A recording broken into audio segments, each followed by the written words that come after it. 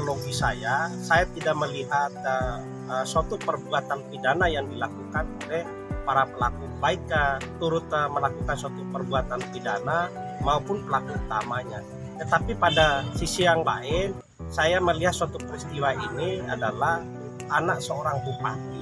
Inilah yang menjadi PR.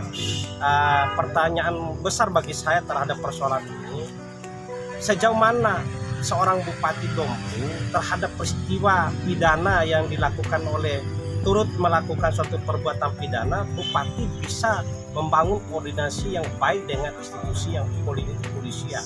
Saya rasa persoalan ini bukan lebih kedepankan bagaimana penindakan terhadap pidana, tetapi saya melihat Bupati harus mengambil sikap untuk menyelesaikan persoalan yang diduga penjabretan terhadap anaknya itu. Rasa kemanusiaan lah, kita harus melihat bukan secara absolut terhadap peristiwa ini. Tentu ada keterkaitan. Yang digali itu orang yang melakukan perbuatan itu dengan kondisi bagaimana dulu, apakah kondisi ekonomi stabil atau tidak, maka perlu dilakukan identifikasi, baik itu para pihak maupun Bupati Dompu untuk melakukan pendekatan melalui restoratif justice. Tidak semua perkara ini yang berorientasi ke jeruji, tapi minimal persoalan-persoalan seperti itu perlu dilakukan pendalaman ataupun melakukan identifikasi tentang bagaimana pelaku-pelaku ini. Kalaupun yang berkaitan masalah anak, saya berharap Bupati Dompu untuk mencabut laporan itu ataupun mendatangi pihak Polres Dompu. Bukan ada orientasi apa-apa, minimal ada nawaiti seorang bupati untuk menyelesaikan persoalan itu. Siap. Harapan Bapak sendiri?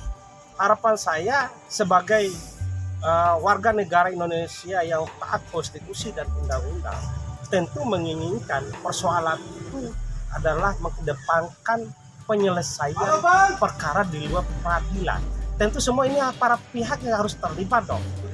Jangan melihat secara absolut persoalan siapa penjabret, tetapi ini adalah bagian dari tugas pemerintah. Kenapa yang terjadi seperti ini?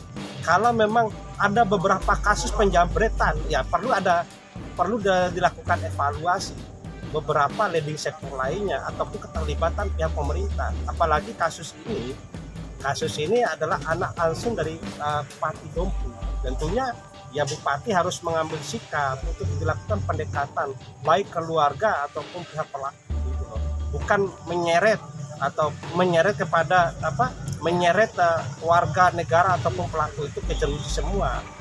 Alangkah bagusnya, alangkah bijaknya seorang pemimpin hari ini menyelesaikan perkara tersebut dengan tidak berorientasi ke jeruji, tapi minimal seorang bupati yang kemudian jadi korban adalah anaknya sendiri mendatangi pihak pelaku ataupun pihak Polres untuk mencabut persoalan itu ataupun menyelesaikan lah. Mungkin itu saja harapan saya. Siap, terima kasih.